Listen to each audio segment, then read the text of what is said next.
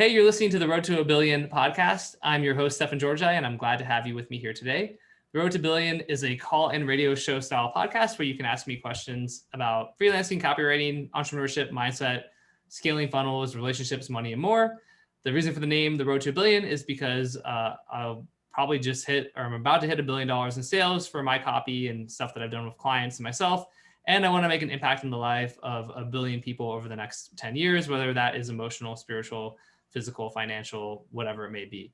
We'll start taking calls in about 30 minutes from now. And the way that works is if you just put your questions into the Q&A section of Zoom, if you're here on the live Zoom recording that we're doing, my friend Ed Ray will go through, review those questions and feed them to myself and to my guest, who we will introduce in a second. Before we get to my guest, though, Ed, you want to go ahead and introduce yourself? Hey, what's up, everyone? My name is Ed Ray, and I help businesses get back on Facebook if they've ever had their pages, personal profiles, ad accounts, or business managers banned or disabled. So that's it for me. Perfect. That's a good, a sorely needed service at all times. Cool. So like I said, go ahead and just put your questions in Q&A if you have one. We'll get to them in a little bit. But before we do that, I want to introduce my guest. And I got to tell you, when there's certain bios where you're just like, man, where do I even start? Because Scott Phillips, who's my guest today, is definitely up there with the world's most interesting people. His story is insane. We're going to spend quite a bit of time, unpacking it. Scott today is a successful teacher, trader, coach in the financial space. We'll talk about that. But he started out in a very different place in his life. Scott is definitely one of the OGs. Started going on the internet through a mosaic back when there was like 8 websites on the internet. His first day of operation in 1996, he made 1,000 sales off of organic traffic. He was a millionaire 4 months after that, at the age of 21. He had the 25th adult website on the internet.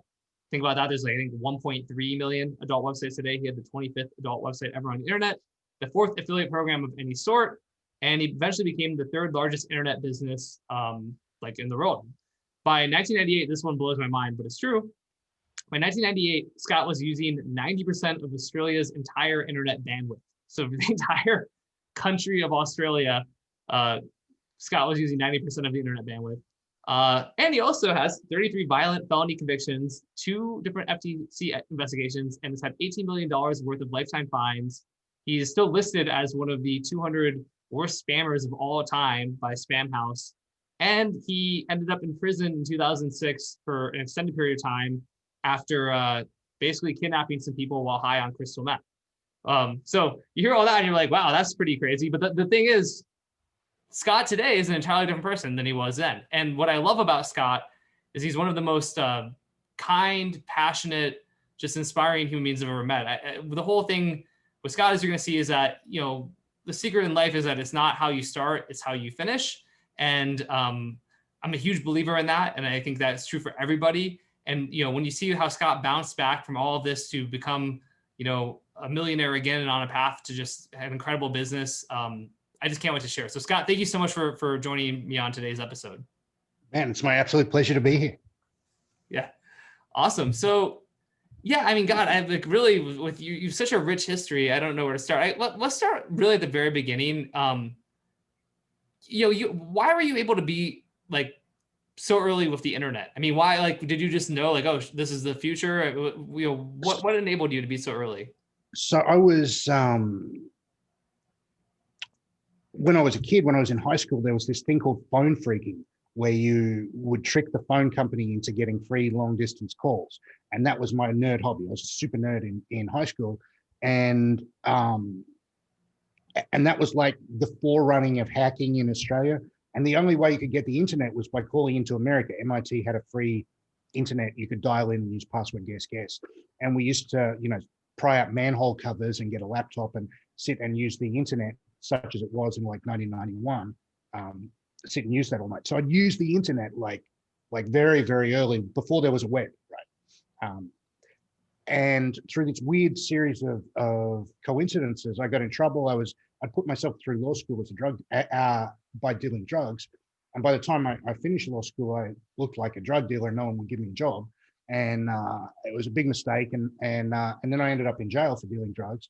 And through this weird coincidence, which had kind of take me too long to explain. I ended up starting starting an internet porno company. And after finding out that someone else was making money doing it, I thought it sounded good. I was the right guy. I just went all in on that.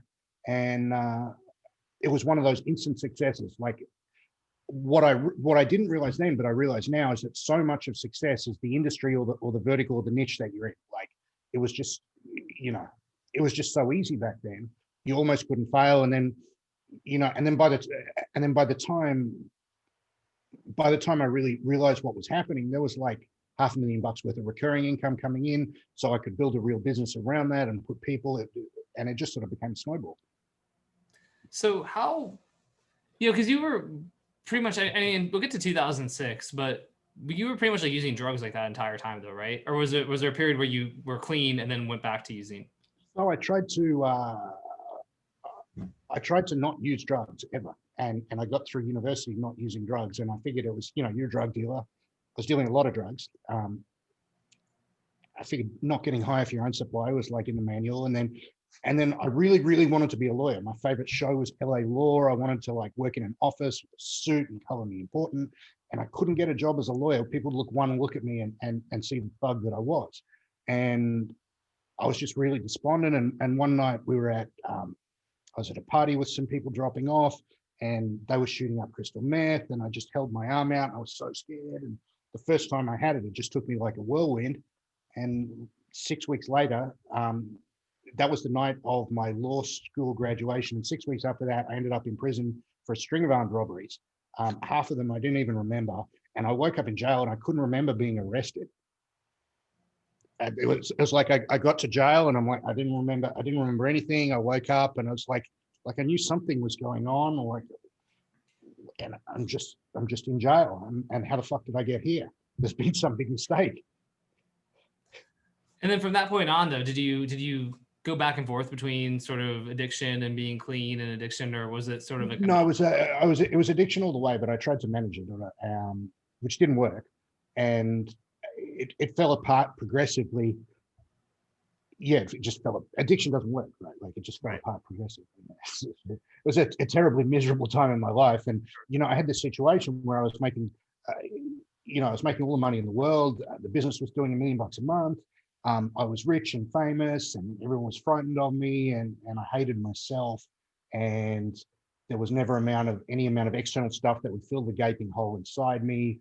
And yeah, it was just a terrible, terrible situation to be in. And it was one of those big leap type problems, right, that you talk about. Right. You've got all this success and then you immediately self-sabotage, and my addiction just went out of control. Like, yeah, because that's what I'm curious about. Because I mean, like the challenge of, there's tons of functional drug addicts for a period of time, right? Like people, and so having not ever done like meth personally. Yeah, sorry. I was saying I thought I was saying. I've not done that. There was a time in like high school where I thought I did it, but turned out it was like probably like laundry detergent or something. And it was like probably good. Thank God. I know. My mom watches these podcasts. So I know she's gonna freak the fuck out about that one. But it's we'll figure that out later. But I'm just thinking about how to manage a business, because the business was growing though for the first several years, and you were sort of running. I was doing a good job. I was, and what was weird is that I was sort of universally considered some sort of genius for coming up with this idea, which I stole. I didn't come up with. And, everyone was looking around. There was this 21-year-old kid. I looked like Ed with no beard and not as good looking. And I was printing money and no one could understand it. And everyone told me how smart I was and I believed them. And, in retrospect, I can look back with a little bit of humility and say, oh yeah, you were just in an industry that had 10-to-1 return on ad spend at scale. Of course you crushed it, you moron. Like if you put any random person in the chat back in a time capsule, they would have crushed it too, right? Yeah. What I'll start with the mindset, because then one thing you shared with me, and then I kind of knew this, but it was I felt really honored. You talked about how my stuff about mindset really helped you and kind of helped you where you are today. Well, that's actually what started me listening to you, because I just got this mindset coach, and I took a look at my life. I've been in Bangkok for 5 years, and my marriage is really good, and my wife is amazing, and my life is, okay, and I'm like halfway back financially, right? Like I've got assets again, and I'm worth more than $1 million and blah blah blah. But I attracted mediocrity in my life, and that mediocrity was in every area of my life. It was in my jiu-jitsu, it was in my business. I was making a couple of $100,000 a year, but which is a lot living in Bangkok, but it's not a lot by my standards. And I felt no pressure about that. I was hanging around with people who I was doing the best of any of my friends, doing enough that you couldn't criticize me and saying I'm doing the wrong thing, just feeling no pressure. And my mindset coach said that, he said, we have to get you in a room full of black belts. Where do we find guys like you that are a room full of black belts? And I've been following you, and you talk about mindset a lot. And I started chatting to you online, and you really helped me do a launch before I gave you any money. And I did that launch, and actually I joined Copy Accelerator Lite before the launch. I used my last $1,100 to go join Copy Accelerator Lite. Like I couldn't go to the ATM. I was like broke, cash flow broke for a couple of days, and until more funds came into the Stripe, and Copy Accelerator Lite was amazing. And as soon as I could, I upgraded to Copy Accelerator Full. And the support and the motivation that I've got from your group it's changed my life. It's hard to put into words how cool it is. I'm honored that happened. And you, I didn't tell you at the time, but you didn't scare me, but you were like, I'm basically going all in on this funnel. You're like, hey, I'm going all in. You're like, I put all my money to that. And, but then your mindset was actually so good because you're like, but I know it's going to work. It has to work and it will work. It has to work. And what I realized is the first time I was successful, I'd gotten out of jail after a couple of months on remand, and I was on bail. And if I didn't get a substantial sum of money, I was definitely going to jail for 5 or 10 years. I was on bail for armed robberies and grievous bodily harm. Was actually not, when I got charged with torture, was actually not the first time I'd been charged with torture. I also got, it was like really hard to, like I had kind of an excuse the second time, but then they were like, but you have this track history of torturing people. And I'm like, yeah, that's hard to explain. Yeah, I'm sorry for party rocking. And so anyway, so I'm out on bail for these serious crimes, and I needed to be successful or I was going to jail forever. And there was just this tremendous pressure. Nothing other than getting rich or dying trying was going to do it. And so I needed to put myself under the same pressure that I felt back then, like that there's no alternative. This is going to happen. I'm not leaving any excuses left in the tank. I'm going all out with this funnel. And it seems to me that the core skill is getting a funnel dialed in. Like if you can get a funnel, like I'd had a lot of products before, but they're all back-end products, niche market products you'd sell to your own list. But getting something that you can get cold traffic and get that money back on day one and scale it, that's something that's a very specific thing. And you guys are the only guys in the world I know that are actively talking about that and doing it, and more than that, not talking about it like, oh yeah, we did it back in the direct response day with this package, like, or I'm doing it by selling internet marketing courses to internet marketing junkies, like doing it by exactly the same, like you guys are doing exactly the same thing that I'm doing, just better at it. That's what I like. Yeah, that's awesome. But it's amazing. I mean, yeah, I love that mentality. I do love from the mindset coach as well, who talked about how to get you in a room of black belts, right? I think the power of your network and the people you surround yourself with, it's the whole cliche about the 5 people you surround yourself with, but I think I didn't even think it was true. My mindset coach is this amazing guy, Idamar Marani, idamarmarani.com. And he told me that, and I'm like, no, that can't be true. Like I've got all these friends that are losers, but they're really nice. And when I dug into it, like the research is there, it really is true.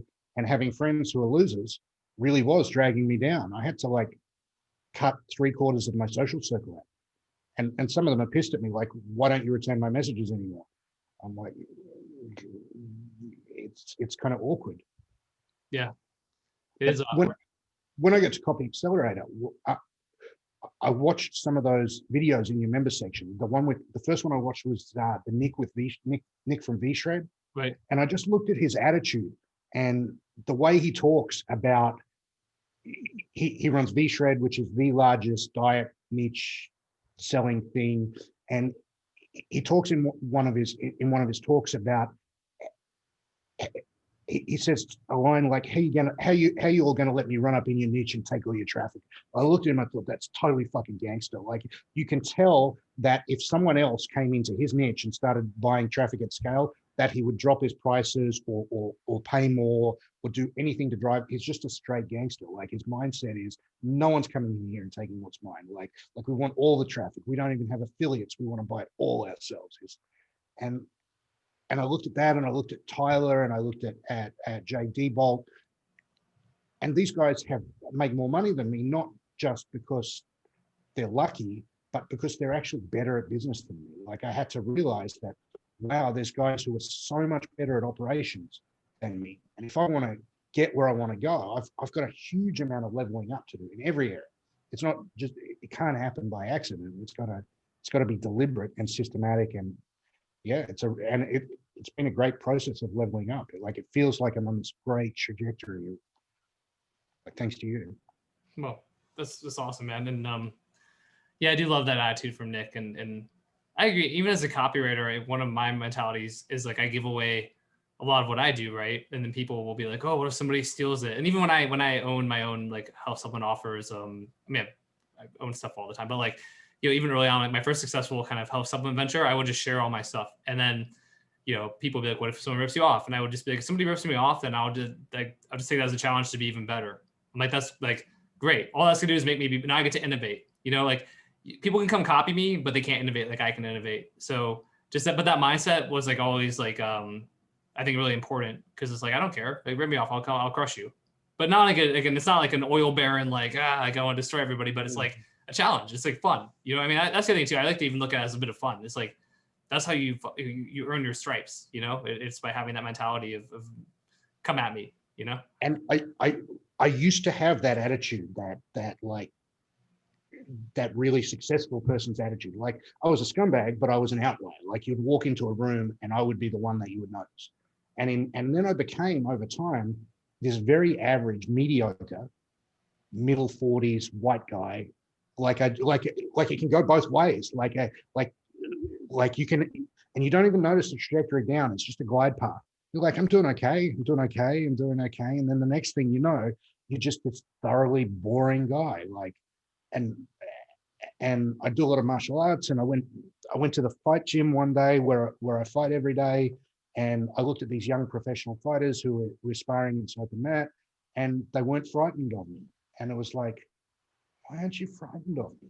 Yeah. It's like, oh yeah, they're not frightened of me because I'm not scary anymore.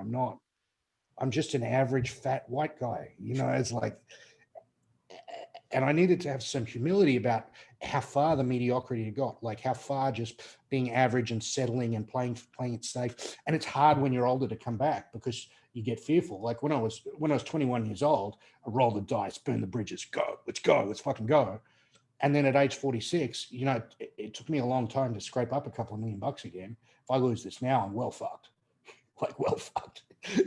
So I don't know if I got another comeback in me. So you become kind of fearful and hunker down, and that hunker down mentality was actually what was keeping me. That meant that bad mindset of like conserve. I'd lowered my expenses rather than increasing my income, and I've changed that last year. I started to spend more, like we're living in a really nice place and blah blah blah. But that attitude of I'm just going to make it and don't worry, like let's go. Yeah, that's awesome. That's such an important attitude to have. Okay, so for everyone listening or watching live right now, and you know, who watch the replay on YouTube or on iTunes, okay, so we get to like 2006 is when you get, you know, the serious, I guess, most serious charge of all for like the kind of kidnapping and torture. So it's funny because I know it wasn't funny at the time, right? Now it's like you look back and you're like, and it's not funny, you torture. It kind of was funny. Okay, good. Because I still think it's like, but it's not like in a way of like, you know, obviously you're not proud of the person, you know, that did that, but at the same time, it's amazing because of who you are today, right? So I guess Well, it was the best thing that happened to me. Yeah. It was like going to prison was absolutely the best thing that ever happened to me in my whole life. And I couldn't stop using drugs. Like I just couldn't. Like never in my whole life, even once, had I been in a drug craving. Like I would get the feeling, and the feeling would become an obsession, and then the next thing I know, I'd be like a robot driving to the dealer. And I got track marks. I wasn't like a hobbyist weekend, have a few lines of coke at the club kind of guy. I was like a shooting up in toilets to be able to function kind of guy. And I hated myself, and I could never stop. And the only place I could stop was in jail. And so I'm grateful for being there. What so from the time that I guess quickly the story of what happened. People tried to break in to rob you, right? And you're high on meth and you caught them. Is that basically? No. So what happened was these friends of one of my employees had broken into my house while I was in Bali. I had a house in Bali, and the bank manager called me up and said, "There's been some unusual transactions on your account. These guys are in here right now trying to cash a check for 10 grand." And they handed their own driver's licenses to the bank manager, who just sent me an MMS with the thing. And I'm like, I know one of these guys.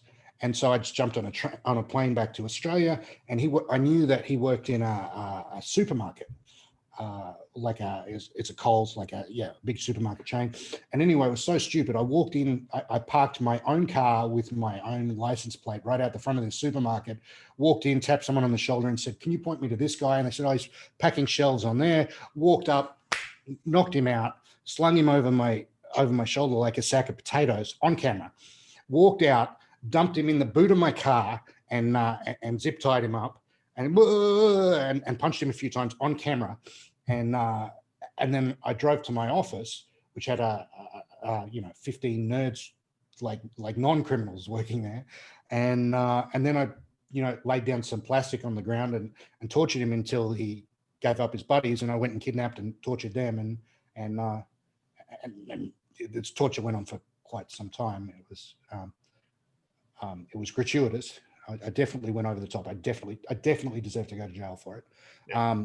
And they were definitely scarred for life kind of thing. It was not like a little funny, like I scared you, now we're off. It was like broken bones and blowtorches and dig your own grave in the Australian bush in the middle of the night kind of shit. It was really bad. Yeah. And then this is the funny bit. I took them to the police station because I was on meth. And I thought they'd give me, they give you the guy jumps off the bridge to save the drowning kid. Right. Like they give you one of those ceremonies. I thought everyone would be like, "Great, Scott, fucking crime fighter junior badge." And the cops were like, these guys are like covered in blood and all their fingers are broken. And it was like, and it's like this one guy kept shitting himself. He's covered in his own shit. And I'm like, "Look, I found these criminals. They want to confess. And the guy just took my name, the next morning, it was 2 mornings later, I was in my office and I'd shot up a big shot of crystal meth like I did every morning. And I was like wasted, and staggering down to get into my car. And then the SWAT team took me down in an in-car takedown as I was leaving the office, and this van screeched in front and all these guys jumped out with shotguns and get down on the ground. Yeah. And then I went to jail. So once that's crazy. I knew the story, but it's crazy. And again, for people watching, like obviously not condoning torturing anybody, but it's don't do drugs, kids. Don't do drugs. Yeah. I think it really starts with don't do crystal meth. Okay. So when you're in jail is when you get clean and sober, right? Because you have no choice, which is amazing. So I totally get it. But going back to mindset today to look at, I want to point that out because I think with people, the whole idea of like this too shall pass, and the whole concept of like, no matter how dark of a moment you are at in your life, like there is a way out of it. And there is a light at the end of the tunnel. I think that's something we can, it's funny because it helps put it in perspective. I've had earlier on, this too will pass. This too shall pass. Every night at the end of the day, you get another, you get another day closer, and you go, this too will pass. Like, and I gained a lot of mental strength from being in prison. Yeah, I was gonna say, because I mean, I've had early on in my freelancing career, you'd have some nightmare client where you overpromised and you were like stuck in it, and they're talking to them, and you're like hate doing the work, and like you're like, oh God, when will this ever end? And A, it ends, but B, it's like then like that's your big fucking adversity, and then I've got you in prison for having like tortured the shit out of these people, right? And like thinking about how am I gonna like get my life around. So I think there's a good perspective for people to have there as they sort of worry about their problem of like, oh, this client's a pain in the butt. I'm not, I don't like belittling people, like the whole idea of like first world problems or whatever. I don't like that because like, your problems are your problems. They're personal to you, and it hurts. Every problem you have feels like my trivial problems today feel just as significant as the real one. And I think that's important to point out, but it's true, but there's a perspective to it. And then I did want to ask you, I mean, so what are the takeaways, from being in prison? What are kind of the biggest lessons you learned or things that helped you to sort of gain more clarity in your life while you were in there? Well, the actual time of being in prison was like the first couple of years of me being off drugs. And so my brain didn't work. Like I had this time when I'd always thought I was a smart guy, and I tried to multiply 6 times 7 in my head, and I couldn't do it. My brain was that retarded. And I'm like, I got out a pen and paper, and I can't fucking do this. What do you mean you can't do grade 5 maths anymore? You've ruined your brain. And I had the big lesson that I got from jail is that wanting things, like really wanting things, is the source of a lot of the suffering. Like what I really wanted in jail is to get out of jail. So I obsessed about my parole application. I thought about it every day. I was like, I'm going to get out. They gave me a 5-year sentence, but I could apply for parole after a year and a half. And I put on my parole application the day I could. And I was like, come on, let's go. I want to get out. And in my mind, I was getting out on the day because I was a model prisoner. Right. And then the day where I was supposed to get out came, and nothing happened. Like there was no response, yes or no. And I'm like 3 or 4 weeks after I was supposed to get out of jail, no one had come and told me. And I was just in total obsession about this. And then I got the intercom goes off. Phillips, come up to the thing and get your parole results. And I'm like, yes, I'm going home. I got the parole results. They're like, you're staying in jail. And that was the worst thing in jail. The worst moment in jail was when I thought I was going out, and then I found out that I was staying. That was bad. That was the only time that it was real. Other than that, jail was pretty good. Like I got super fit, had abs with the striations on the side. Yeah. I know he cut out. Scott froze right at that moment. Yeah. Scott, you froze for a second there. I know you'll be back. Damn, I want abs. I know. I got a little more definition of that carnivore diet. I know. How's that going? It's going good, man. It's going good. I'm thinking about it. It's pretty toned. I don't have a legit 6-pack yet, but I'm getting there. It's the same. I'm feeling right now. I'm happy. I'm happy with it. When you go you grab like the belly squeeze and you go for it, and you're like, oh, what the F is this? Right? Like right now I don't have that. I'm like, hey. Oh, he's back. Pretty good. Scott, you back? There we go. Sorry, guys. No worries, man. We're having a side tangent. It's all good. Yeah, I was talking about more carnivore diet. I mean, the abs stuff got Ed and I just kind of going. So, the prison diet, it's a new new info product. I ate tin tuna for 545 consecutive days. That's what I did. That was my prison diet. Wait, what was it? Oh, tuna. Oh, tuna. Yeah. I refused to eat prison food because prison is about powerlessness, right? Like they're always telling you what to do. And the only control I could have was over the food that put in my body. So it was this total eating disorder thing where you can't, you might have me chained in here, but I'll choose what I eat. And I'd eat a packet of tuna, breakfast, lunch, and dinner. How about now? Do you eat tuna now, or you can't? I eat bluefin sushi tuna, but I will not eat. Aside from that, no, I'm not trying to have that. Yeah. Makes sense. Okay, so you get out of prison, and then but really you just finally got fully back on track to kind of a millionaire again, like in the last 6 months or last year or whatever it's been. Well, no, it was that was a couple of years ago, probably. Okay. 2015, I'd say. Okay. I decided that I wanted to be a professional trader investor, and I hustled together the money to try and do that, and lost it. And so I had this experience of on my initial comebacks were all failures. Like I failed 3 or 4 times, like I'd hustle up some money, try and trade and lose it all, and then try again and lose it all. And then finally I was successful at that. And then I topped out on it. Like by the time my trading makes only a couple $100,000 a year, but then by the time I pay some tax and live off it, like nothing's going up anymore. And, I had a wedding and my accounts actually went down that year. It was like, wow, this just isn't getting me where I want to go. Like I want to be making millions again. I haven't quite added it up yet, but I think this year was the first year that I made $1 million in 15 years. Yeah. It'd be pretty, maybe it's not quite $1 million, but it'd be pretty close. It'd be like 850 or something like that. Yeah. And you're still scaling. I mean, what you're doing is working right now. I mean, not to get too. So I'm selling a financial product, which isn't a scam, right. Which is an unusual thing to do because, and the jury's still out on whether it's the right idea. Like it's totally not the right buyer for 1,000. It's not the right offer for 1,000 buyer a day offer, right? Like you have to work, you have to do a lot of study, you have to pay attention, you have to commit. Like it's none of this press button done for you, right. Like Agora type stuff.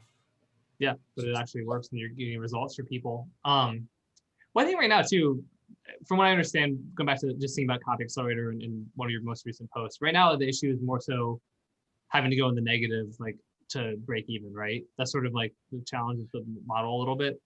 So the big challenge for me has been dialing in the funnel. So when we turned it on, it was return on ad spend 60 cents.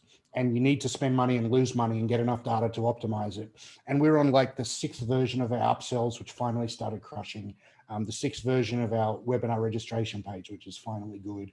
Nothing worked out of the gate. And now we're at the last month, we were 0.85 day zero on return on ad spend. So put in $1, get back 85 cents right away. And I think the next round of changes that we're instituting now, I think we'll be cash flow positive day one.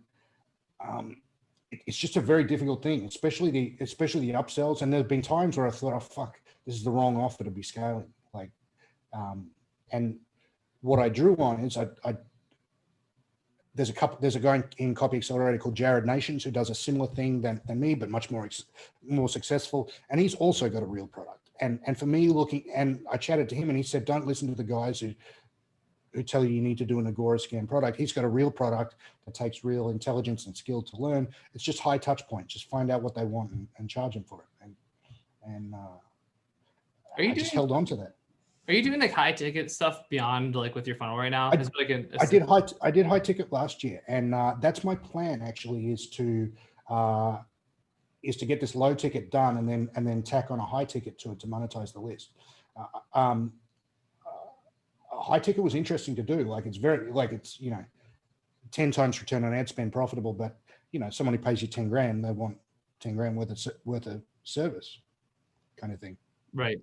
Yeah. But I think you definitely, that's the place to go with it, where you can really differentiate from like in the Agoras of the world. I mean, they're just like more and more expensive newsletters and things like that. But I mean, with you and in the touch points and the fact that you are looking for really smart people who are really actually doing the work. Out of that, there's that percentage that will separate themselves as like they really want to do the work, and then they want to be around you. And I think that's the way where, once you start selling those higher ticket things, and even, I mean, dude, it's like you're in like Bangkok right now, right? Bangkok? Yeah. And then, but getting people to go to Bangkok or Australia or Bali or whatever it is, I mean, you have people in the US or wherever, I mean, have them come to you and do like a whole week, right? And you can do these high ticket sort of like workshops and things. I just think that you'll make a lot of money from that, and you'll help people make a lot of impact too. So I don't know, just a thought. And I know you're already going that way, but I just think you'll be really successful with that for sure. Yeah, and if I can build the list, I can monetize the list, because I've been successfully monetizing the list for a few years now. The other idea I have is for a cryptocurrency system, which is done for you, like press button done for you, that trades in and out of cryptos that I've been working on for. That's my backup plan. So when I started to scale this business, I realized if I ran out of money, I need a backup plan, and my backup plan is a new product. I love launches, and I love the launch process, and I love that with launches, anyone, even with a small business, can just pull a couple $100,000 out of thin air in a couple of weeks. Like it's just so easy. You don't need much copywriting skill, and so whenever I need to top up the tank, I'll figure out a new product and go do a launch. Yeah, that makes sense. But yeah, I think you dialing this in right now is you're doing the right stuff here. So go ahead. I've had so much advice from, like, the first week I joined Copy Accelerator, Dan Ferrari was like sending me funnels that were exactly the same as mine, that were controls, and JD Bolt was reaching out and giving me ideas, and totally unsolicited, like these multi-million-dollar very top of the industry guys, they're reaching out to me just as an olive branch of friendship, and like, here's all these really cool things that we've noticed that you could do in your funnel. That's been amazing.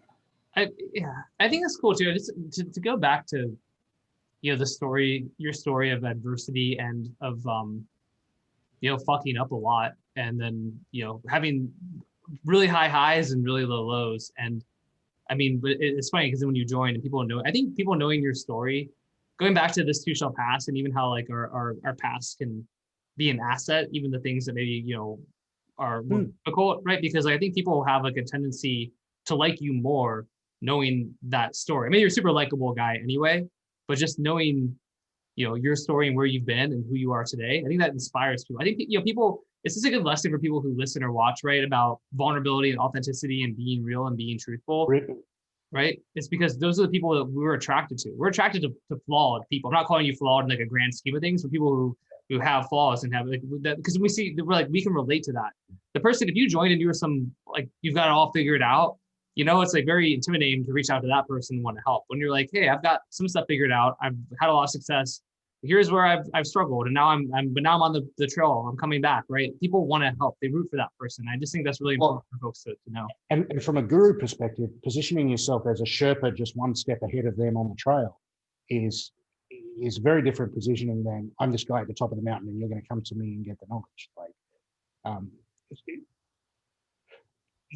people talk about they've got to build a list, but you've got to think about, what are you talking about on the list? Like, you actually have to be really good at something, and you have to be world class at something. Otherwise, what are you writing about? Right. And you have to be authentic and be yourself. Like, whoever that is. Like, I swear a lot in real life. I swear a lot on my email list. I write in financial, and I don't particularly care for Donald Trump, and I say that all the time, and that's supposed to be a big no-no in financial, and I get very little pushback on it. Yeah, but you're real, and I think people connect to that. We'll start taking questions in about 2-ish minutes here. Scott, what are you in the middle here? I mean, for people who, we're going to keep going and do some questions and answers, but for people who want to kind of like follow you or engage with you more, what is the best way for them to do that? I want to give you the chance to do that. I have a mailing list at scottphillipstrading.com, and you can email me, scott@scottphillipstrading.com. I'm on Facebook, obviously. I'm part of Copy Accelerator, and I check Justin and Stefan talk copy every now and again, but I try and minimize my social media, because we didn't have social media when I was successful the first time, and it's just so harmful having all these little like dopamine things. Like, I don't have, because I'm prone to addiction, I don't have the discipline to be able to turn those things off. I need to set blockers before I go anywhere near a computer. Like, I'm just not good enough to be able to I'm not good enough to multitask. I need to do one thing at a time. Yeah, I mean, it's amazing you know that though. Cool, scottphillipstrading.com. I shared it on the Facebook Live. I shared it in the chat here, and we'll share it in the show notes or anything like that. So I want to go to questions. I know we've got 7 in here. Ed Ray, do you have any questions that you want to ask Scott before we move to the Q&As? I got no questions for Scott, but dude, I just want to say, like, most people put in your variety of situations would have probably given up or let those experiences identify who they are. So just like fucking amazing for not letting your experiences define you, and being who you say you want to be, not what has happened to you. I just didn't want, a lot of it was just selfish pride. Like, I just didn't want that to be the end of the story. I didn't want to waste my life and like that. What did Scott do with his life? Oh, he had this incredible success, totally fucked it up. That was the end of the story. Like, that's not a good ending. I don't want that ending. I want my daughter to be proud of me. I want to be a person that I can be proud of, not a scumbag. And I never had goals before that. Now I know exactly what I want out of life. I know where I want to be in 1 year, in 6 months, in 5 years, in 10 years. And I know exactly what my good life looks like in every area. I know what my jiu-jitsu looks like. I know what my meditation practice looks like. I know what my business looks like. I know what my relationship with my wife and my kid looks like. Every aspect of my life, I know what winning is. And now I can work towards that. Like, before, I was just walking through life, accepting these semi-random results, like just getting followed around. Like, oh, that guy seems cool, I'll hang out with him. Oh, let's do this. Why not? Accepting these random results and thinking that I had no control and I was just unlucky. But really, I was just making shit decisions. Everything bad that happened to me was my fault. Totally my fault. Mm. It's amazing. I love that. Responsibility, ownership. It's awesome. I know. Even like the comebacks, like because the resilience. Wake up, Stefan. I did. That sucked. That was out of nowhere. It just like randomly just. In Vegas, the bandwidth capital of the world. I've got a bunch of copywriters in my office right now, all researching pain points of writing copy. So I guess it's just competing with them. But is that your low key way of saying you're running a sweatshop over there? So really, where everyone very highly paid sweatshop. But yeah, whatever. Anyway, my point was essentially just the resilience and bouncing back. I mean, from not just like jail and all that, but then even your comeback, right? Because then you're like, all right, I'm making my comeback. Oh, I failed. I'm making my comeback. Oh, I failed. Oh, I'm making my comeback. I failed. And it's like, again, there's just so many opportunities to give up and be like, well, I guess my life's over. And so that, mentality of, nope, that's not what's going to define me. I get to control the narrative. I get to control, I mean, that's what's so beautiful about life, right? Not to get philosophical or existential, but like, you get to play a huge part in what people say about you on the day that you die. And like, how many folks have just, the story's not over till it's over. It's like, that's what's so. Do I prioritize comfort today or my goal? Like, right. What's my goal? What am I trying to achieve here? Like, if I want an exceptional result, I have to be an exceptional person. I don't think there's any shortcut around. You just have to be damn fucking good at life. Like I have to be exceptional. I have to, and fortunately, being in Copy Accelerator, I've got a whole bunch of models of what exceptional is. If I want to say what's an exceptional direct response business running person, there's half a dozen guys who are better at it than anyone in the world there. And I can look at it and I can see how they act with other people. They're all helpful. If you notice the most successful guys in Copy Accelerator, they're so over the top helpful, like helpful as a motherfucker. Yeah. And I want to be like that. And the other thing I noticed is that the very successful businesses in Copy Accelerator all treat their copywriters really, really well. If I want to be one of them, I have to be a dream client for copywriters. I have to be able to attract the best talent. Yeah, that's awesome. Huge points. And so true. I mean, most of the people at the top are really good people. Usually if you're an asshole, and you get every now and then, there's always the exception, and the media let's point it out. But the vast majority of people at the very top are like very caring, abundant mindset kind of people who are trying to help others and bring value and serve others. Right. It's funny, the direct response industry, the top end of it reminds me exactly of the internet porn industry like 20 years ago. It's almost exactly the same. Like it's so small at the top, right? Like everyone knows everyone and you do it on your name. Like if you rip someone off, you have to make it good. Otherwise, like things go really bad for you. Like, for example, I was like number 25 in the adult world. And the very first guy to have an adult website, who was the biggest, he's a great friend of mine. He lives in my building. He's like, a few floors up and we see each other a couple of times a week. And he was like, because adult internet was, before Amazon was like 90% of e-commerce and 80% of bandwidth, he was like the very first direct response thing on the internet. He had this website called Club Love. And yeah. And you just reminded me that the top end of that industry was filled with really great people, the same as the top end of your industry is. Yeah, I think it's true of most industries too. I really do. I mean, maybe weird like the world of like hedge fund like managers and like whatever, I'm sure private equity. But even there, I mean, a lot of people in like the venture capital people of Silicon Valley, right? Like most of those people actually like get together socially and see each other and actually do share ideas. What was I reading? Gosh, I'm not going to remember, but it was some really large industry where they're talking about at the start of COVID that a bunch of like the big like heads of them all got together and were like, hey, how are we going to respond to this? And they basically just like masterminded on it. And it was like something that was like the banking industry. It's like really big industry. And even there, they basically got like a group text going where like they were like texting each other and sharing That's really cool. stuff, right?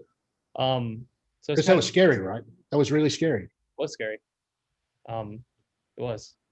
Awesome. Ed, let's go. Let's jump into some questions. And so if you got questions for Scott or myself or Ed, pop them in there. Scott will do, Ed will kind of give the gist, bring you on live. You'll ask the question, and then, we will answer it. Beautiful. I do need co-host again because you disconnected. I disconnected. Okay. So it was not your fault this time. That's good. Always nice when it's not my fault. All right. You are co-host. Beautiful. All right. We got a question here from Max Uria about mindset. What's up, Max? Give him a second here. Max, you there? Surprise. Got you there. Yeah, I'm here. Can you hear me? Okay, nice. Yeah. I always have the same problem though. Yeah. Scott, I just wanted to say before anything else, if I ever get to come before someone that has had some rough situations in life, I'm not gonna give any advice to them. I'm just gonna show them this video and tell about your story, because I don't think I gotta say anything else about apart from that. And apart from that, what would be the biggest 3 mindset rules for you, since you have such a unique story? The 3. The first thing would be to know exactly what you want out of life. And the second thing would be to, once you've decided what you want out of life, decide what sort of person would achieve those goals. What sort of person, if you want $50 million, what sort of person would make $50 million? Or what sort of person would build XYZ sort of business? And you have to change your personality into the person that's that winner. And then lastly, I'd say pay very, very close attention to who is in your social circle, because it's a very subtle and insidious drag on you having mediocrity in your life. And I need to feel pressure. I need to feel like I'm not good enough. And every day I start work at 4:30 in the morning, and every day I feel like, fuck, I'm hopeless at this business. Like, these guys are so much better than me. I've got to level up. I'm like so far behind everyone. I need to level up. I've got to be better. I've got to be better at business, better at time management, better at this, better at that. So that's my answer. Thank you, Scott. Really, thank you. Awesome. Thanks for that question, Max. By the way, Scott, Steve Sims, who was my guest last week, just emailed me. He was like, how do I get Scott Phillips on my podcast? So I'll intro you to him after that. But yeah, that'd be a fun conversation, because I don't know if you listened to that. Obviously, no big deal if you hadn't. But Steve's that guy's got an amazing track record. Like he's just you can listen to the episode, but he basically makes dreams come true for billionaires and all kinds of. Yeah, I'd love to meet him. Fascinating dude, and really cool, really down to earth. Cusses a lot as well. I think the two of you will actually really hit it off. So I'll do that intro once we're done today. Yeah, it'll be cool. Sweet. Ed, who do we got next? Next up, we got a question from Andre Nielsen about the root of suffering. Ooh. Andre, what's up? What's up? Can you hear me? Yeah, we can hear you. There. How do I turn this on? Right on. Yeah. Hey there. Hi, Scott. Hi, Stefan. So my question, the root of suffering, was basically you were talking about your jail time. You were saying how root of suffering for you was when you wanted something really bad, like when you wanted to get out and then you found out that you were not getting out yet. So like the pain was coming from wanting something all the time. So I'm just wondering, since you're still obviously somebody who's achieving a lot and have goals, do you go about goals differently now to sort of avoid that So that's an interesting thing. So the root cause of drug addiction and all addiction is seeking to escape emotional pain, right? So if you're ever going to beat a drug addiction in a long-term situation, not just for a little while, you have to come to grips with pain, and like that emotional pain, you've got to train yourself to turn towards instead of turn away. That's how it works. And I went to these 12-step Narcotics Anonymous meetings for years, and through that process of fixing my drug addiction, it wasn't necessarily the best thing for my business career, because I was very comfortable with shitty situations. So it was very, I expected that I'd come back clean. I'd be twice as good as I was before. I'm not high all the time. I'm a better person. I just naturally expected that the cream would rise to the top, and in a couple of years I'd be back on top. And 10 years later, I was still grafting it, and I'd had a number of failures, and it was very, very difficult to come back, and extremely difficult. I never started feeling like I was mediocre successful, making a couple $100,000 a year, a bit more in a good year, a bit less in a bad year. Like, to me, that was not successful. That was pathetic. And I needed to actually come to a situation where I could admit to myself that that's actually pathetic, and that's not okay. And you need to start achieving what you're capable of. And not necessarily in terms of money, just in terms of like building a real business, building a product you can be proud of, helping people, like all that stuff. Right. Thank you. I'm laughing at you because you're like, okay, accept that. All out. Okay, that might be true. Yeah. I have to chew on it. Yeah, no, it's good. It's good. Chewing on it's good. It makes sense. Cool. Thanks, Andre. And who we got next? All right, next up we have.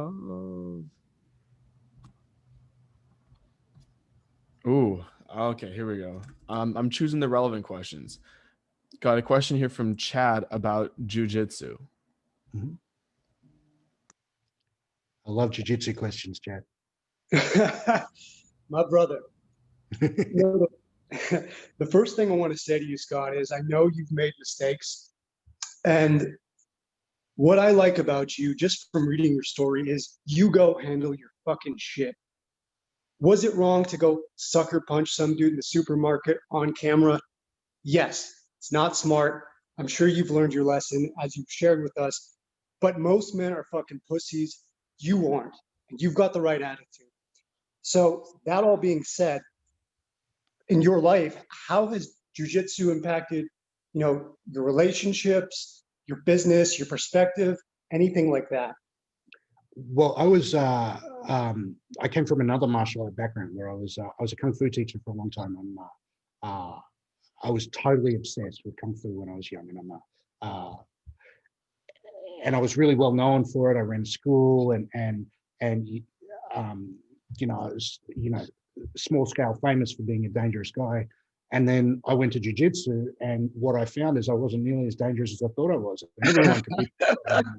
It's hugely humiliating. I'm this badass. I've had like I stopped counting my street fights at 110. I stopped counting. I couldn't be bothered anymore. And I had like 9 fights in prison, and I've had ring fights, and then I got to my first jiu-jitsu lesson. Everyone beat me up. The chicks beat me up. The high school kids, the nerdy accountant guys, everyone was kicking my ass. And I was like, oh, wow, this is so humiliating. Hot chick in a pink gi just strangling the fuck out of me. I was just hooked because it's legit. Like jiu-jitsu is legit. And, 8 years later, I still love it. And, and I went from training something that I was very, very good at. I was elite at kung fu, and into something that I'm objectively only mediocre at. Like I'm going to be a mediocre average black belt when I get there. I'm only a purple belt, but I don't quit. There's no quit in me. So what is your vision for your jiu-jitsu? My vision for my jiu-jitsu is to be not just a black belt, but be an outstanding black belt. That's what I want. I don't want to be one of those guys that you get a black belt because you've been there for 15 years and it's rude not to. I want to be a guy. I want to be a guy that's scary to fight. And I am a guy that's scary to fight, truthfully. I'd be scared to fight you, for what it's worth. Yeah. Would Yeah. you? One eye open, Stefan. I'd be scared to fight Chad too. Both of them. I mean, Chad, at least, he's like posting like 3/4 nude pictures on Facebook all the time. So you always say, like, if you don't want to be afraid of somebody, picture them naked. Chad kind of like inverts that because he's just like posting naked photos of himself on his Facebook all the time. So I'm like, I don't know. But yeah, I don't on know. his new balcony, you know. You're shirtless all the time, Ed. Chad is like Yeah, I love Ed shirtless. mostly naked. Sometimes he's upside down, standing on one hand, like shirtless, like Yeah. what? Yo, you know what's funny? I took that photo when I was 16. It's a sick photo, dude. I wish I could do that stuff. Thank Look you, a bro. year ago. Dude. You could do it. You could do it, Scott. I'll teach you, bro. We could do some damage. We could do some damage, Scott. We could do some damage. Dude, have you seen me? I'm like a gorilla. I aspire to be a gorilla. Yeah. That's awesome. Beautiful. Okay. Cool, Chad. Well, hopefully that helped, man. Yes, sir. Cool. Beautiful. All right. Alrighty. Let's go through a few more of these, Ed. Question here from Zarak Samdani about starting off earning money from an email list. Cool. What's up, Zarak? Hello. Hey. Hey man, thanks for answering my question. So I was basically just wondering, well, right now I'm a freelance copywriter. I do like email marketing and stuff. So I was just wondering, like, I do plan on starting an email list, but it's more of just like a passion project, sort of. Not a passion project, but it's just something I want to do for fun because I'd like to send content out to people. And I don't have any digital products or a course or anything, and I don't plan on making one anytime soon. So I was just wondering, is there any way to like monetize an email list like that when you're a freelancer to like get clients, or maybe, I'm not sure. You can do both. I'll start by answering, then obviously if Ed or Scott want to jump in. I mean, there's nothing wrong with just providing a bunch of value-based content early on. If you actually look at my email list, I think it was a couple months before I promoted anything, and then I just promoted the like Copy Accelerator event that we were doing, and like sold some tickets through that. And I still don't promote to my list that often, but that being said, when I do, people buy because I am not promoting that often.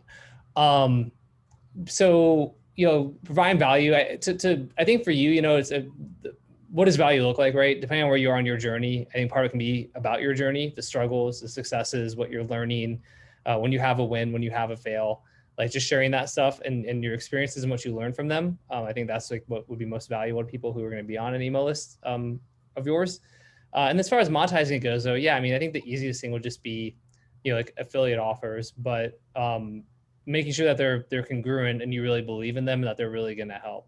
So like if you're selling like my RMBC method, right? I think like I'll give you an affiliate link for that. If you make sales, you get like a $500 commission for every sale. So you get, a couple hundred people and a handful of people buy, you can make a couple grand.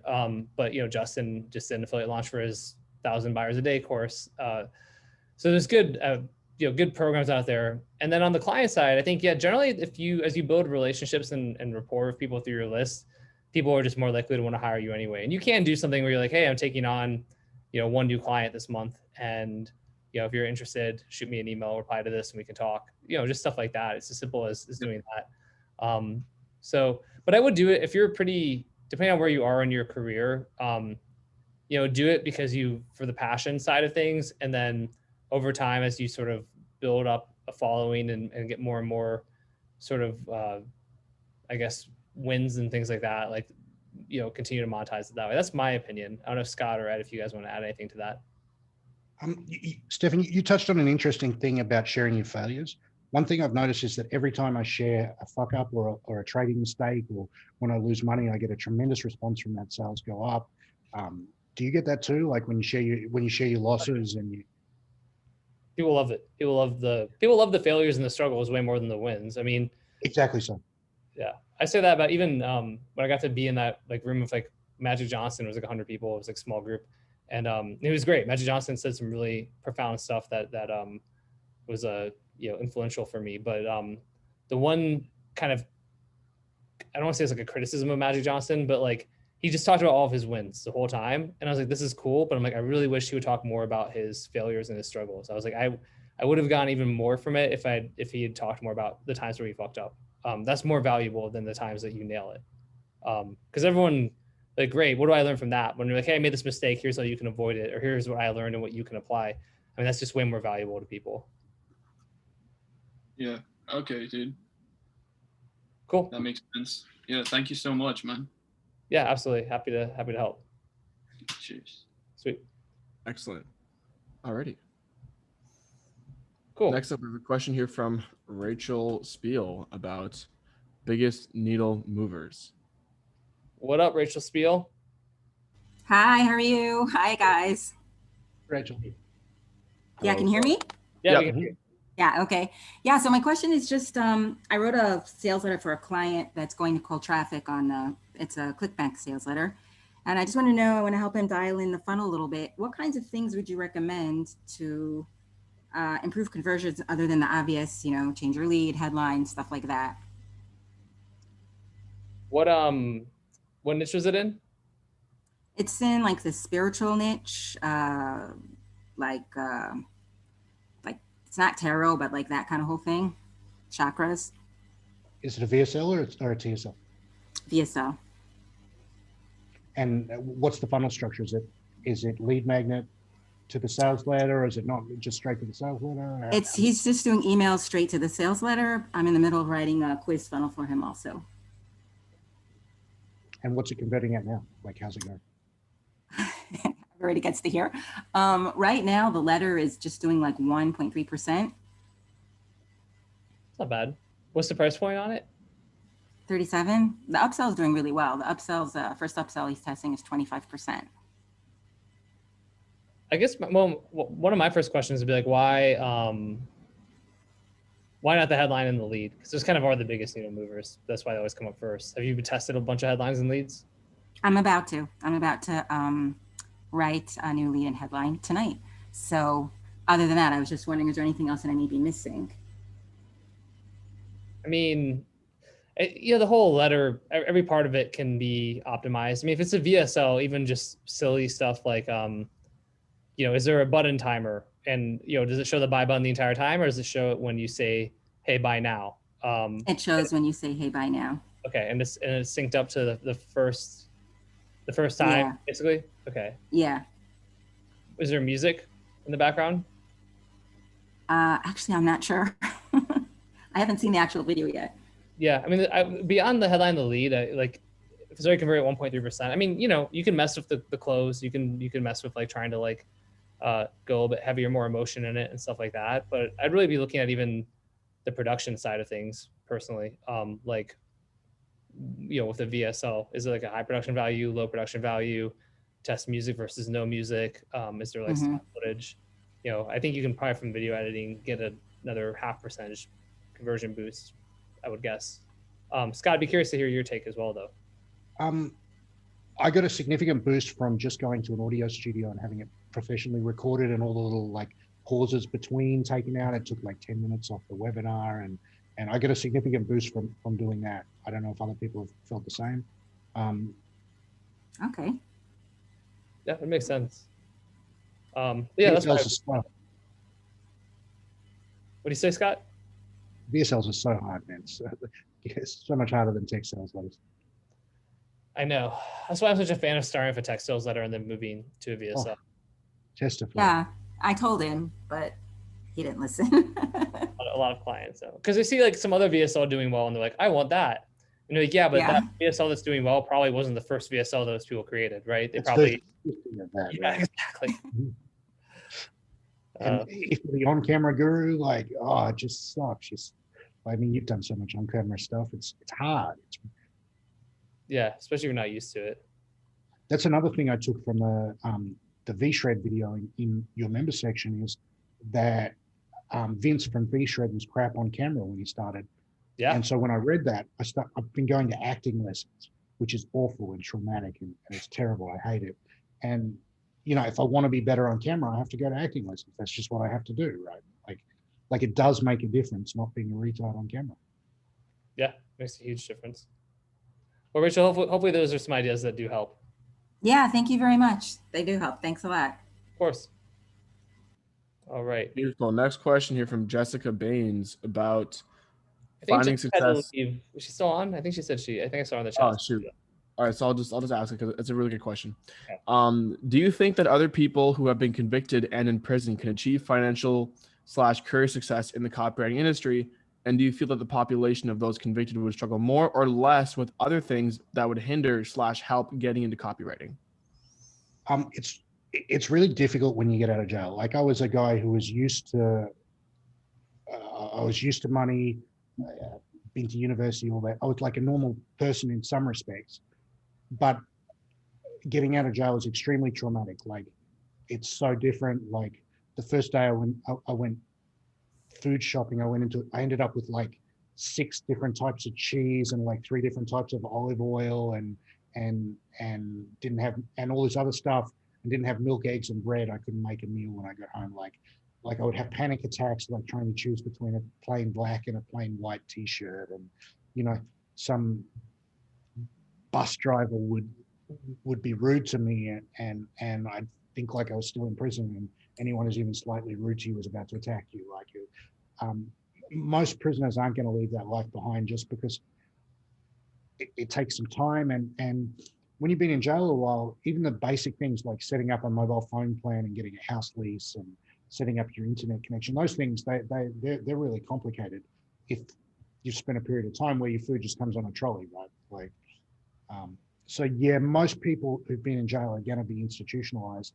And I experienced I had this weird, the first night I was out of jail, I'd gone to my favorite French restaurant. I'd eaten steak frites and creme brulee and lobster bisque.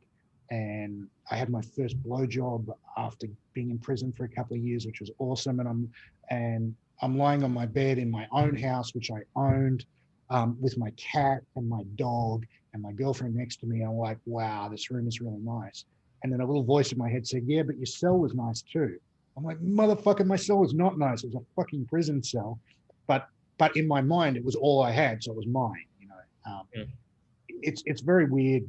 It's very weird becoming institutionalized and insidious. It's very hard to come back. Interesting. Yeah, it makes sense. But it is interesting because there's you know, people. I mean, like, just with the population, there's a lot of I don't know, like a minority of people in direct response that have been institutionalized who are, you know, really. Yeah, there's a couple of guys in the top end who are from Dope Game, like big people. I won't mention their names, but yeah, you know, guys selling courses and stuff like that. Yeah, that's awesome. You're totally right. I mean, I got whatever. I won't go too deep. I don't want to blow anyone up, but there's some people, there's people you never know too. And that's the other thing. There's a lot of people out there you like would never know, and then we're successful in our industry, and it's like, oh yeah, I went to jail for like 5 years for this. Or if you're like, oh wow, you know what I mean? I mean, I think there's a stigma around that, just like there's a stigma around everything. But again, I mean, I'm not comparing myself to that at all, but like just even writing like dodgy, shady copy, and like, you know, when I was in my earlier mid-20s, and then, you know, there's some people out there who can like try and define me for that, but it's like, okay, great, like I'm not that person. Yeah, that was me then. Yeah. Like I'm a totally different person now. So exactly. It doesn't touch the sides anymore, right? Like it doesn't. It's like, yeah, you're probably right. I was just gonna. Yeah, like I don't care. It's like talking shit about like a stranger. You know what I mean? It's like, oh yeah, I don't know who that stranger was, so go for it. Yeah, 2009 Stefan, he was a bit loose. Yeah. It doesn't exist anymore. Like, yeah, like it's but I think it's so important, right? And again, that's why I really go back to like not letting your past define you, and why I think that, you know, one of the main reasons your story is so inspiring, because you've done a great job of that. And then I can feel that big leap stuff coming in all the time. Like every level of success that I achieve, I can feel part of me wants to sabotage it. I can feel part of me deep down feels I don't deserve it yet and wants to fuck it up. Like it's like it's a constant effort to keep ascending to new levels of success and abundance all the time. Right? Yeah, I don't know. It doesn't really go away. You know, it goes away for periods, but then you can rear its head again. And there's just always. So you did this amazing turnaround in your life, like from being an average guy that was amazing in copy to being a guy that's like amazing in every area of your life. Like, what did you do mindset wise? Like, how did you do it? I mean, It's a great question. I'm trying to think of the best way to do it. I guess I think being aware of it, awareness is really important, right? Because I think like having success, like once you start like making money and having success, like there's a nice part of that it takes some pressure off of you to be like, you can't immediately point to that and be like, oh, okay, like I'm not good enough because I am broke all the time, right? Because like, oh no, that I can't say that. But you just immediately you find other ways to sabotage your life and still hate yourself. So for me, and I've talked about like even when I was in Vegas in 2015, 2016, and my company started going well, and I would go out and like get drunk once or twice a week and like play blackjack, and I would lose every time. It wasn't enough to like lose all my money or anything like that, but I would like, lose enough to like hate myself a little bit and be like, why did I do that? That was stupid. And then, stay out late and then not be effective the next day at work. But I realized it was because I had this money coming in and it felt like I didn't deserve that money. And so I was immediately, it's so obvious, but at the time I didn't realize it. It's like so I'd go give away the money, right? And I do it in this like weird self-destructive way. And then realizing that, I think, I was like, man, like what other patterns do I have in my life, that I'm doing as well. And then I think reading like books, like obviously helps, like The Big Leap and things like that. And then genuinely like just being really doing something that you just really like, you make it easy to love yourself, right? Like if I'm doing so much value creation and I'm helping so many people and I'm sharing stuff and I know it's authentic. And I had to get past the whole fear though of like, okay, well, people are going to think you're a fraud or a phony, or they're going to think you suck, or you're a fake. Now, you're a fake guru, or you're just trying to like, there's all that shit, right? All and there's people out there who think that about me for sure. There's, mostly I just see the people who like me, but there's for sure people who think I'm just totally full of shit and they hate me. But it's like, there's no point in focusing on that, because what am I gonna do with those people? But then the people who I am helping and I'm hearing and I'm sharing all this stuff, like, and it's helping people, that makes me feel so good and motivated. That gives me way more like confidence and happiness than money does, right? Every time. Like I like money a lot. Like I've talked about that, right? Like I'm not the minimalist person. Like I've got like a Bentley and like I have like a nice like house and 2 houses and like all this shit. And like I love that. But I'm not tied to it, right? That stuff can go away and I'm fine. Like I don't need that stuff. I like it. It's great. But what I like even more is generally helping people. And as I do that and see results like that brings me more confidence than just about anything else, I think. So yeah, I think that's my mindset. And then just realizing, but again, then constantly being aware, checking yourself. I mean, I had dinner last night with an NFL running back, Austin Eckler. He's an agent, or he's a client of our sports agency. They own 5%. So I was with him and my friend, who's the majority owner. And it was super cool because we talked a bunch about mindset, and, Austin is this like, kind of like tiny guy, not at all prototypical running back. There's like, you look at him, like, I don't know what he is, like 5'9", 5'10". Like that guy's a starting running back in the NFL. I mean, his arms are like jacked. Like we were playing like roulette and I'm like looking and coming back from the bathroom, looking at his arms. I'm like, the guy's jacked, but he's like, 5'9", 5'10", 25 from not from a Division I school, started on a practice squad, and then got like a $26 million contract with like the LA Chargers. And it was like literally the starting running back for the LA Chargers. And like, just seeing his mindset was so tremendous. But I was telling him and my friend about how like, I definitely had a thing like a week or two ago. I'm like, yeah, I kind of want more money. And like, I just feel like people should like give me money. And I was like, what the fuck? I had to check myself so hard on that. I had this like entitled feeling of, well, I'm doing a lot of stuff. So like, I should just have money like show up for me, which is like, there's one thing to do law of attraction and be like, like, oh, I'm going to put the work in. I'm like, people should pay me because I'm providing a ton of value and like doing the work for them and stuff like that. And you can invest and get passive income, and that's great. But like this idea, I just felt myself like feeling kind of entitled, like money should just be flooding into my bank account because I'm so great. And I literally like cussed myself out on that super hard. Because I was like, that's a super dangerous way to feel. That's getting like fat and complacent. And like, it's a little embarrassing to share that, like, but I will, because it's important, because the feeling is whatever. We probably all have those feelings of entitlement sometimes. But the important thing is that I checked myself. I had the wherewithal and the knowledge to be like, hey, wait a minute. That's a really, crappy way to think. Like the entitlement doesn't do, that's not gonna get you anywhere. Like, you want people to give you more money, it's like create more value, right? Keep writing copy, do new products, like, and like do things that create more value if you want more money. You're not owed anything. And so having that mental check, not to go on a tangent on it, but I was really happy that I had that, that my mind was at least evolved enough to kind of think about that. So I think kind of constantly thinking about your behaviors and your desires and your beliefs and things, and then checking them and seeing if like they're actually congruent with the person you're trying to be and who you want to be. That helps me to keep a pretty good mindset too. So cool. Let's do one more, Ed, because I want to finish right on time, especially for all the people here at my office that I'm helping and everything like that. So let's do one. You want to pick the last one? I haven't even. Yeah, sure. Give me a second. I'll find my. Of course, then I have to piss off everyone who doesn't get picked. And you rather let me be the bad guy, do your dirty work. I got you. Usually the goal there, I was thinking we could do rapid fire. Okay, let's do it. Then you get off the rapid fire ones. Cool. What are some mistakes in research that copywriters should avoid? I mean, just thinking, the market and not actually doing the research would be one. Not thinking there's forums when there are. I mean, so much of good research is just like typing the right search phrase. I was just talking with somebody who's here for this intensive that I'm doing, and they're like, yeah, there's no real forums for what I'm looking for. And I was like, really? And then I just Googled a bunch of phrases, and it was just like page after page of just gold. And it's like, oh shit, I guess there are. So, but he was Googling the wrong thing. That's the thing, right? So ask like wider ranging questions. Like this is for like moms who want a side hustle, essentially, right? So all the things he was Googling about were like, moms who want a side hustle forums, like side hustle mom forums. And like something like that, which you can find forums for that too. But as we start talking about like, well, what's their pain point? And it's like, well, feeling disconnected from their children because they're either working all the time and they don't see their kids, or they're seeing their kids, but even then they're disconnected because they're worried about money because there's not enough money coming in. So it's like, and there's a guilt about that. So then it was like Googling like mom guilt for putting kid in daycare. And so there's all these forums about how moms feel so guilty when they have to put their kid into daycare.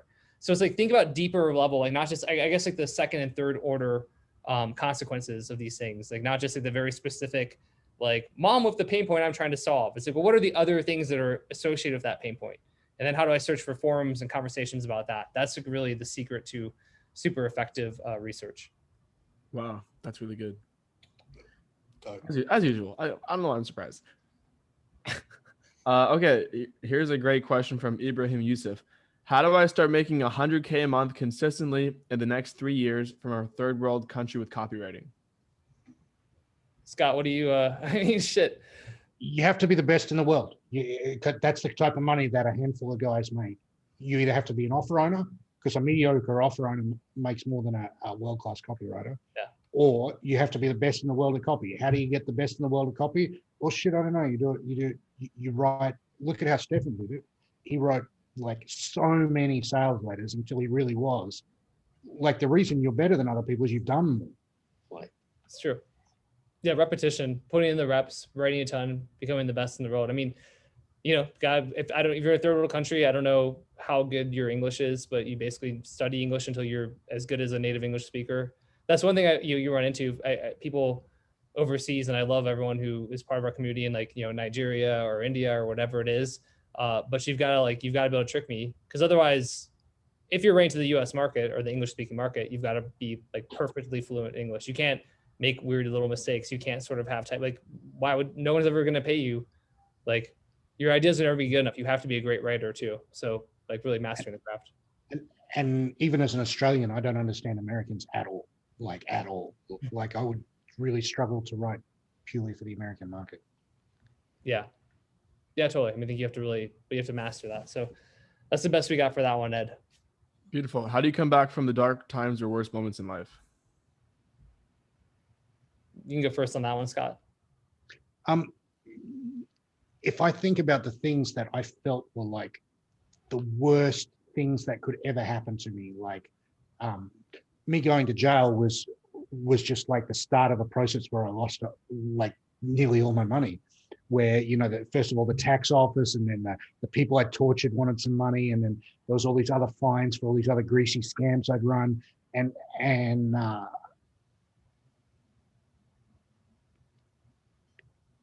in retrospect, I can barely, 10, 15 years later, I can barely even remember that stuff. Like, however bad it gets, or however good it gets, it's going to be shit soon enough. However bad it gets, it's going to be good soon enough. Like, all you got to do is stay in the game. There's absolutely nothing that's permanent. And the stuff that was like that I really, really obsessed about, that I really, really thought mattered, doesn't matter in retrospect. none of it matters in retrospect. Yeah, I love that. I totally agree. I mean, I think that's the secret. What was the next question? Yeah, go ahead. Yeah, you're good. Sure. What was the biggest lesson you learned from martial arts? I guess that's me. Yeah. I learned the biggest thing that I learned from martial arts is it's this kind of thing where you learn 80% of what you're ever going to know in the first 2 years. And then every year after that, you get like 2% better. So I learned about sticking with something over decades and getting better at something over decades and sticking with it. And I needed to take that into my drug recovery. I needed to know that if I was going to make my brain work again, it wasn't going to happen straight away, but I was going to get there. Awesome. Excellent. And then final question here. Hi, Stefan. Wanted to ask a question. Do you ever get that deep gut feeling of letting down a client? Like shit, you want to get clients, you know that you can help them, but there's that constant small nagging fear. You can't make huge shifts for them, that you self-sabotage yourself to reach out more. Any advice? Yeah. So I'm trying to read through this again, just make sure I fully understand it. So, like you want to get clients, you know that you can help them, but there's this constant small nagging fear that you can't make huge shifts for them, and you self-sabotage to reach out more. I mean, assume, because there's two parts to that. There's laying down an active client and then a fear of not being able to execute for a client. Feeling like you're not going to be good enough. I think the biggest thing for that would help though is if you look at even most of the the top most successful marketers out there, which are your prospective clients, there's a million things that they're not doing that they think they should be doing and that you can help them with. I mean, the little basic stuff. Like, specific example is, I asked about the buy button with Rachel, because I wrote that first, burn sales letter for V-Shred and Scalp Nation. And it was like, they basically didn't do button timer tests. So they just showed the button the whole time. And then they're like, oh, this isn't being the control. And I'm like, well, what about, putting the button on a timer? So you have to wait to hit the buy button until the product's revealed and it says like the price and it says to buy now. And like Nick, who's the CEO, and Vince were kind of like, I don't know about that. I'm like, oh my God, I've been doing this for forever. Do it. And they did it. And the conversions were like, 3 times better. And this is a company that they were already doing like 100 million a year at that point. Right. Another person who's in copy, sorry, I won't name them, but doing over 1,000 buyers a day. And as of a couple of months ago, it was like, oh, what are you doing for your email data? Like, oh, we still monetize the list.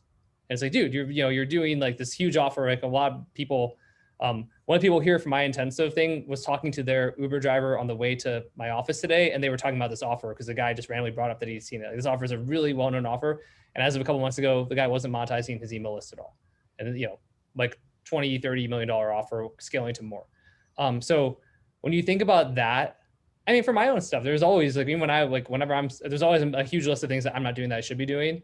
And so even like the really top people don't have it all figured out, or they don't have the bandwidth, or they're not doing a bunch of stuff that they think they should be doing. And so there's always opportunities to help them. And part of it is just talking and finding out what aren't they doing that they wish they were doing, and can you help them to do it? That's my take on it. Makes sense? Good. Yeah. All right, cool. So awesome. Let's wrap up. So Scott, again, if you want to get on Scott, your email list is scottphillipstrading.com.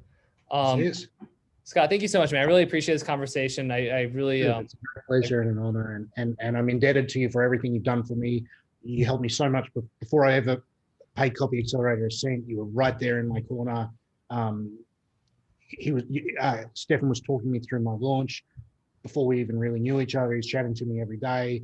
I'm so indebted to you guys and everyone. Yeah, man. Well, it's a pleasure, man. I mean, I'm happy to help, and I'm just happy for you and where you're at, where you're going, and I'm happy to support you. And yeah, man, can't wait to see where you go from here. Just huge fan. Huge fan. Thank you, bro. All right. See awesome. you guys. Thank you, Scott. Later. Well. Awesome. And thank you, Ed, too. So that wraps up our episode of Road to a Billion today. If you're listening on iTunes, make sure you subscribe to me on iTunes. Leave a review if you can. If you're on YouTube, make sure to leave a comment. Let Scott and I and Ed know, did you enjoy this episode? What were some takeaways? Make sure to subscribe to me on YouTube. And other than that, we'll see everybody next week. So thanks so much for listening to the Road to a Billion, everyone. Bye. See you guys.